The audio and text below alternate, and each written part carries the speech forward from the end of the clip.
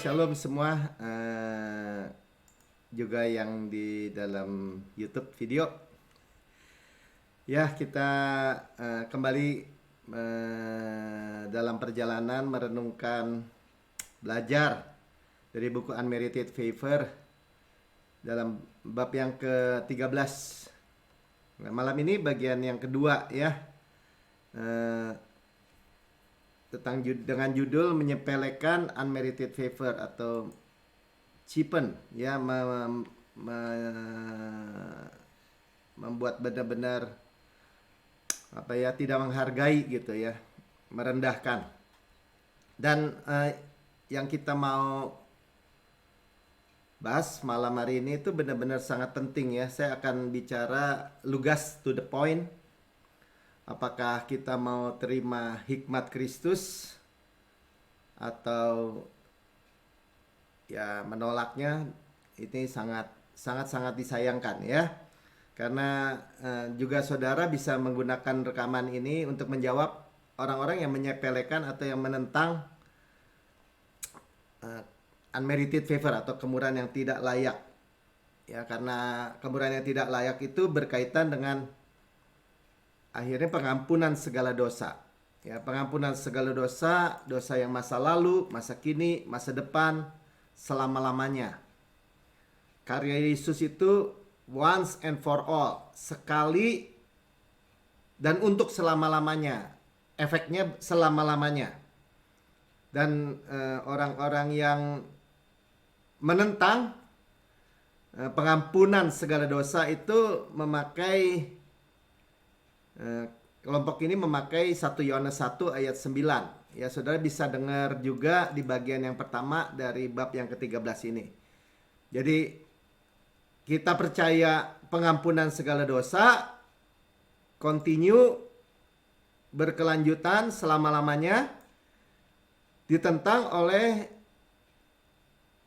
kelompok yang percaya dosa itu diampuni kalau diakui. Jadi saya sebut aja mengakui dosa-dosa. Ya, ini khusus orang-orang atau seperti ini, kekristenan yang seperti ini tuh sangat tradisi ya. Percaya hal-hal yang diajarkan dari turun-temurun dan membentuk tembok-tembok agamawi. Jadi dosa hanya diampuni kalau diakui. Dan sangat-sangat tidak menghargai atau sangat-sangat menyepelekan karya sempurna salib Kristus. Tanpa disadari mungkin ya, beberapa tanpa disadari. Mungkin maksudnya tulus. Sama aja berkata bahwa salib Yesus itu atau karya Yesus yang sempurna 2000 tahun yang lalu itu nggak bawa pengaruh apa-apa gitu. Itu masalahnya. Ya, jadi ini nggak bisa separoh ini separoh itu, nggak bisa. Bahkan mereka yang kita udah dengar di bagian yang pertama, mereka pun sebenarnya yang menentang saya sebut pengampunan segala dosa ditentang dengan mengakui dosa.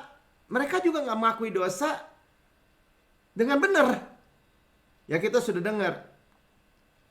Kalau memang dosa itu diampuni karena diakui, sekali lagi dosa hanya diampuni karena diakui, berarti isunya adalah harus kenal, harus tahu, mendefinisikan ini dosa atau tidak.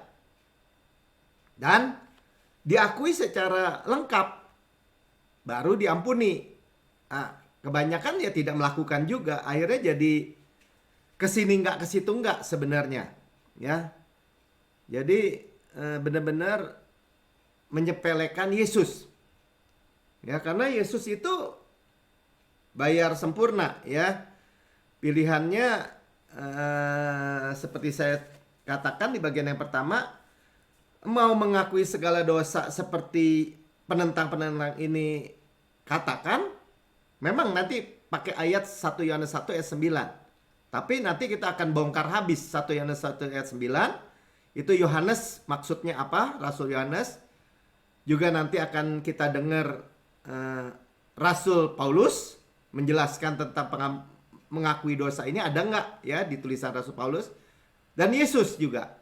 Ya, kita lihat nanti dengan 3 pribadi ya, ditutup dengan apa yang Yesus. Kita harus memiliki kejelasan, sama-sama katakan kejelasan tentang masalah keselamatan ini. Ini masalah hidup dan mati soalnya saudara.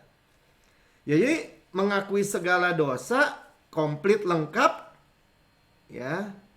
Toh juga tuntutan hukum Taurat harus sempurna kan? Harus komplit dan lengkap. Atau mengakui satu korban sempurna. Sama-sama katakan satu korban sempurna. Yaitu korban Yesus. Ya tadi saya sudah katakan sekali dan untuk selama-lamanya. Ya saudara bisa lihat dalam Ibrani 7 ayat 27 bagian B, Ibrani 10 ayat 10 ya. Nah, jadi kita sama-sama katakan, saya nggak mau dikadalin iblis terus ya. Saya nggak mau meremehkan atau menyepelekan Yesus dan karyanya. Ya sama-sama katakan ya. Jadi selidiki baik-baik. Nah kita akan mulai saja dari Yohanes ya, dari Yohanes, sama-sama katakan Yohanes, Rasul Yohanes. Ya, 1 Yohanes kita udah dengar 1 Yohanes 1 ayat 9 yang dipakai kan kira-kira gini. Dosanya diampuni kalau diakui ya. Saya mau mulai dari 1 Yohanes juga ya. Jadi surat Yohanes yang pertama pasal yang kedua. Ya. Ayat 12. Aku menulis kepada kamu ya, Yohanes menulis kepada kamu, hai anak-anak, berarti ini tujuannya kepada orang Kristen ya. Hai anak-anak dia sebutnya ya. Sebab dosamu telah diampuni oleh karena namanya. Telah diampuni. Nah, kalau dalam 1 Yohanes 1 ayat 9 yang dipakai oleh yang saya sebut tadi penentang atau yang menyepelekan, merendahkan pengampunan segala dosa ini jadi bertentangan. Maaf ya. 1 Yohanes 1 ayat 9 katakan kan gini.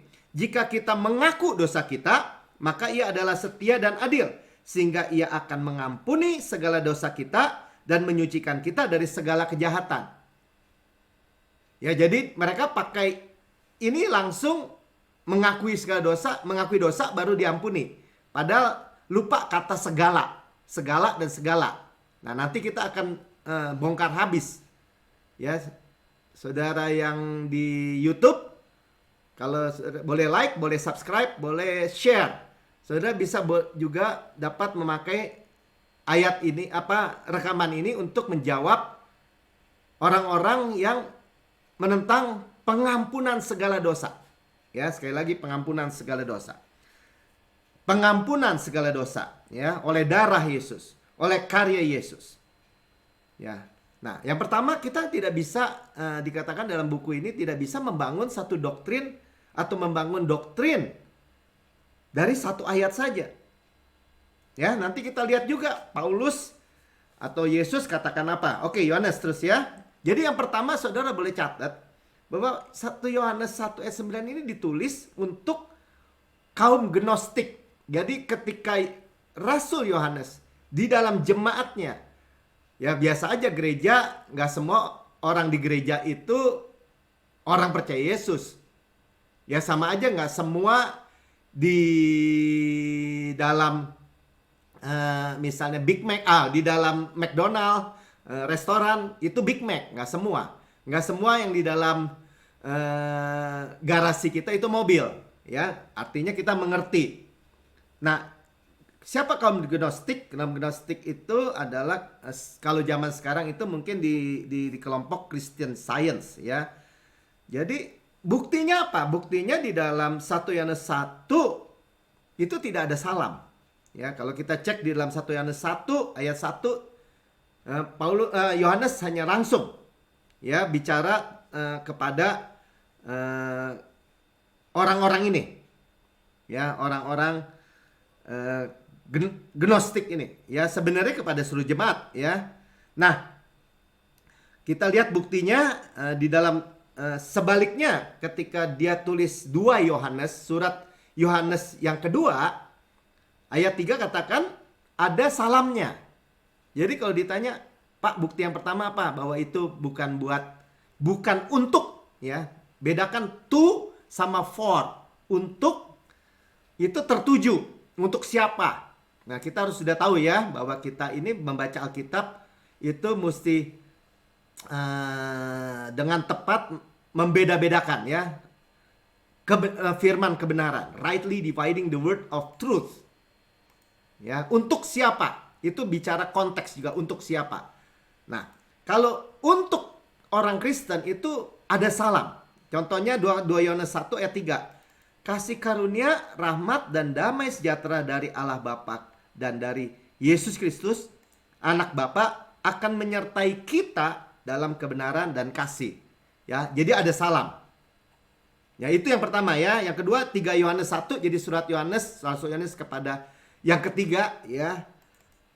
Ayat 2, saudaraku yang kekasih, aku berdoa supaya engkau baik-baik dan sehat-sehat saja dalam segala sesuatu, sama seperti jiwamu baik-baik saja. Ya, atau dari penatua kepada Gaius yang kekasih. Ya, kita lihat ya. Sudah lihat, ada salam, votum.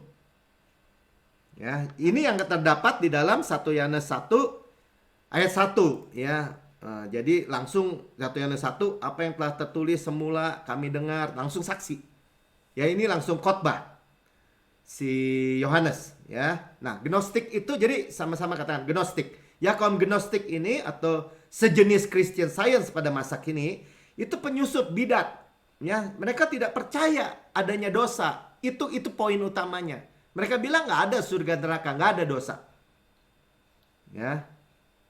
Kalau gitu ya buat apa Yesus mati menebus datang dari surga? Tuhan buat apa menyerahkan anaknya yang tunggal untuk menebus kalau hal ini nggak ada? Ya, nanti kita baca benar-benar ya.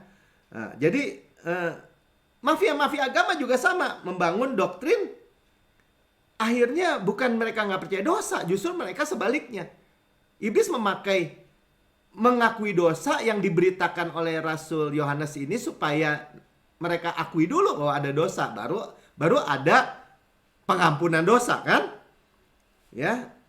Nah, jadi kita lihat ya di dalam 1 Yohanes 8 sampai 10-nya. Nah, ini membuktikan ya bahwa saya baca membuktikan. Saudara perhatikan kata jika ya, ayat 8. Jika. Nah, artinya apa? Ketika Rasul Yohanes bicara kepada jemaat dan di dalamnya ada kaum Gnostik, dia bilang gini, jika kita berkata, ya dia menyebut kata kita, tapi jika kan, bahwa kita tidak berdosa. Hei, semua nih dengar, kalau kita berkata kita tidak berdosa, padahal firman Tuhan katakan gini, semua orang telah berbuat dosa dan telah kehilangan kemuliaan Allah. Roma 3 ayat 23 kita tahu ya. Semua kata firman Tuhan. Tapi kalau bilang gini, nggak ada dosa, maka kita menipu diri kita sendiri, kata Yohanes. Dan kebenaran tidak ada di dalam kita. Nah, bicara kita, jika. Nah, kan jika. Perhatikan kata jika. 9. Jika kita mengaku dosa kita, ada jalan nih. Jika kamu, Gnostik juga termasuk semua, mengaku dosa kita, maka ia adalah setia dan adil. Sehingga, nah perhatikan baik-baik. Ia, Tuhan, akan mengampuni segala dosa. Jelas sebenarnya. Bukan hanya yang diakui kan, tapi ngomong segala dosa kita dan menyucikan kita dari segala kejahatan. Dari sini aja sudah jelas sebenarnya. Tapi nggak apa-apa, kita teruskan ya. Supaya beres nih urusan tuntas, urusan 1 Yohanes 1 ayat 9. Sehingga saudara tidak digentarkan lagi sama sekali. Ya, tidak bisa boleh digentarkan lagi. Saya pernah soalnya di tengah-tengah pertemuan pendeta-pendeta. Saya bilang segala dosa kita sudah diampuni masa lalu, masa kini, masa depan, selama-lamanya. Continue, berkelanjutan, selama-lamanya. Kita ini tidak ada lagi penghukuman di dalam Kristus. Saya diketawain saudara sama satu pendeta. Ya dia sebut ya, Pak Melki nggak mengakui 1 Yohanes 1 ayat 9. Diketawain. Sebenarnya saya bilang, kamu benar nggak lakukan 1 Yohanes 1 ayat 9 menurut versi kamu ya, menurut versi Anda? Ya, continue nggak setiap detik, setiap menit membuat laporan singkat? Enggak, ya pasti tekor. Ya sebenarnya gampang aja. Oke, kita lanjut ya, tapi perlu penjelasan yang akurat. Ayat 10, jika, sekali lagi tuh kata jika, perhatikan ya. Jika kita berkata bahwa kita tidak ada berbuat dosa. Tuh, jelas ya. Hei kaum gnostik, dengar ya. Kamu bilang dosa nggak ada. Kamu berkata nggak ada dosa. Maka kita membuat dia, yaitu Yesus, menjadi pendusta. Sama aja Yesus dusta. Hei, saya mati di kayu salib 2000 tahun yang lalu, mengampuni semua dosa-dosamu. Dosamu saya yang tanggung. Saya menjadi dosa. Dan kebenaran saya menjadi milikmu. Ya sama aja berdusta, nggak ada artinya itu omongan. Ya udah gitu pakai gini, saya menanggung, sudah selesai. Ya nggak ada artinya. Itu yang maksudnya Rasul Yohanes. Maka kita membuat dia menjadi pendusta. Dan firmannya tidak ada di dalam kita. Jadi ini memang bahayanya. Lagian pula kalau orang yang mengaku dosa sama aja. Berulang-ulang. Ya, itu yang saya percaya sebagai orang yang menyalibkan Yesus kedua kali. Mesti berapa kali Yesus mati? Padahal kita sudah dengar. Sekali dan untuk selama-lamanya. Di bagian pertama kita udah dengar ya. Nah, jadi jelas dia berkhotbah kepada orang-orang kafir ini. Ya, gnostik. Hei, berhenti menyangkali tidak adanya dosa. Akui bahwa engkau orang berdosa. Undang Yesus. Ya, undang Yesus maka kamu diselamatkan. Nah, itu kira-kira. Ya. Jadi sehingga semua orang dapat diselamatkan. Ya, 1 Yohanes 1 ayat 3. Makanya ini lihat ya, ini kembali lagi kan kepada jemaat yang ada orang gnostiknya ya. Apa yang telah kamu lihat dan yang telah kami dengar dan yang telah kami dengar itu kami beritakan kepada kamu juga. Nih, Yohanes bilang gini, ini yang saya saksiin sendiri nih, yang saya dengar sendiri nih. Saya beritakan kepada kamu supaya kamu pun beroleh persekutuan dengan kami. Jadi ada orang-orang di gereja belum memiliki persekutuan dengan Yohanes atau jemaat yang sejati. Dan persekutuan kami adalah persekutuan dengan Bapa dan dengan anaknya Yesus Kristus. Ya, saudara paham ya dari sisi Rasul Yohanes nih. Ya, dari sisi Rasul Yohanes. Ya. Jadi kembali lagi itu yang pertama. Pasal pertama dia bicara kepada gnostik. Dilanjutkan 1 Yohanes 2. Dia langsung bilang gini, anak-anakku. Nah, sekarang tertuju kan? Melki misalnya gitu. Hal-hal ini kutuliskan kepada kamu supaya kamu jangan berbuat dosa. Nah, ini buat kita. Saya nggak setuju ya untuk bikin dosa ya. Jangan. Tetapi jika seorang berbuat dosa, kita bisa aja gagal. Ya, kita mempunyai seorang pengantara kepada Bapa. Kita memiliki advokat. Pengacara. Siapa? Ya, yaitu Yesus Kristus yang adil. Adil kan, Pak? Kalau salah dihukum, kalau bikin dosa dihukum. Hukumannya sudah ditanggung oleh Yesus pembela ini sendiri. Jadi kalau dia belak saudara dan saya gimana kira-kira? Bapak, iblis dakwa gitu. Iblis dakwa dulu. Tuh, Melki bikin dosa tuh. Yesus pembela kan? Bapak, dia nggak bisa dihukum karena penghukuman si Melki ini sudah saya tanggung. Nah gitu kira-kira. Paham ya? Ayat 2, dan ia adalah pendamaian. Propitiation. Dia adalah pendamaian. Dia adalah mercy seat. Kalau di dalam tabut itu ada mercy seat. Tudung pendamaian. Untuk segala dosa kita. Sama-sama katakan segala dosa kita. Nah kembali lagi. Nggak cocok kan? Kalau diadu, nih surat yang sama, yang satu bilang harus ngaku dosa baru diampuni. Di dalam surat yang sama dikatakan segala dosa sudah didamaikan. Ya, sama tadi di dalam 1 Yohanes 2 ayat 12-nya. Dan bukan untuk dosa kita saja, tapi juga untuk dosa seluruh dunia. Nah ini mungkin orang bilang gini, tuh kan nggak usah terima Yesus juga seluruh dosa seluruh dunia ditebus. Betul. Jadi gini, ini jawabannya sederhana sekali. Korban Yesus, darah Yesus itu overpayment, pembayaran lebih dari semua dosa dari ujung Adam, manusia pertama, Adam dan Hawa, sampai manusia yang terakhir Ya, semua dosanya kalau di total general, ditotalin semua, pembayaran Yesus itu lebih. Semua nama tertulis di buku kehidupan.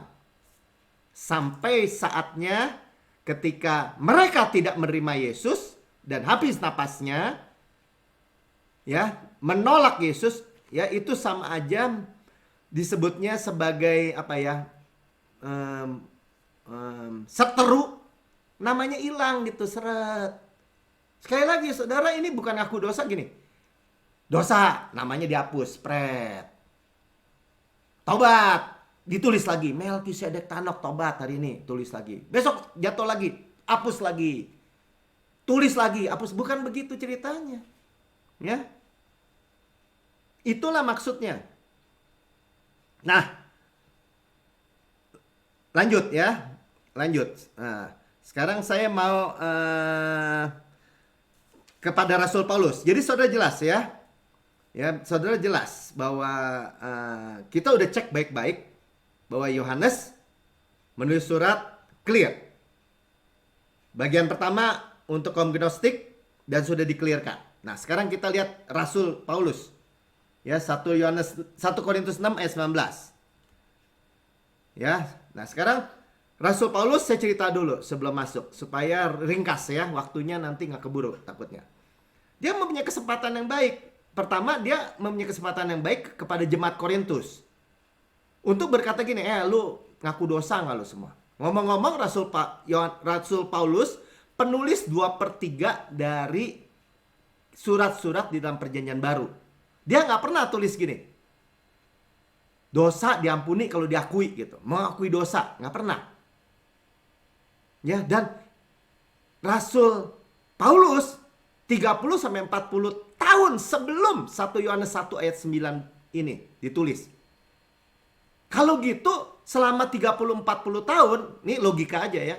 Orang-orang yang gak pernah mendengar bahwa dosa itu diampuni kalau diakui, hanya diampuni kalau diakui, ya masuk neraka semua dong. Kalau ini benar, ya asumsi kan.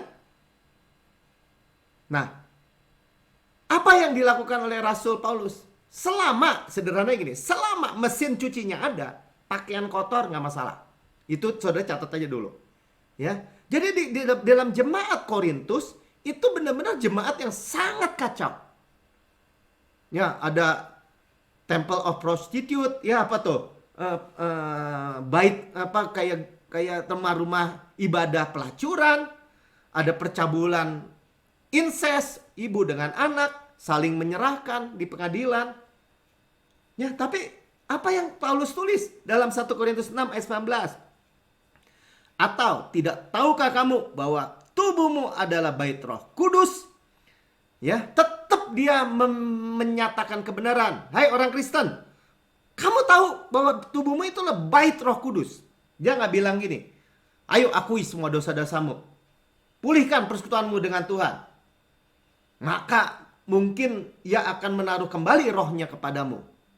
Nah, nggak bilang begitu saudara. Dia bilang apa? Roh Kudus yang kamu peroleh dari Allah, dan bahwa kamu bukan milik kamu sendiri. Dia menyatakan kebenaran. Paulus itu teguh.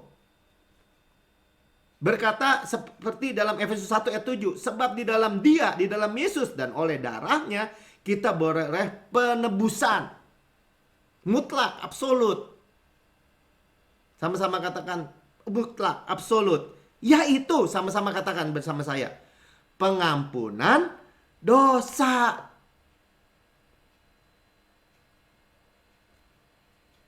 Sekali dan untuk selama-lamanya. Ibrani 10 ayat 10. Masa lalu, masa kini, masa depan, selama-lamanya. Continue, berkelanjutan, selama-lamanya. Amin. Ya, jelas ya. Jadi itu dari Rasul Paulus. Sekarang terakhir, 5 menit terakhir, bagaimana Yesus? Wahyu 21 ayat 8, saya mulai. Begini ceritanya. Ya.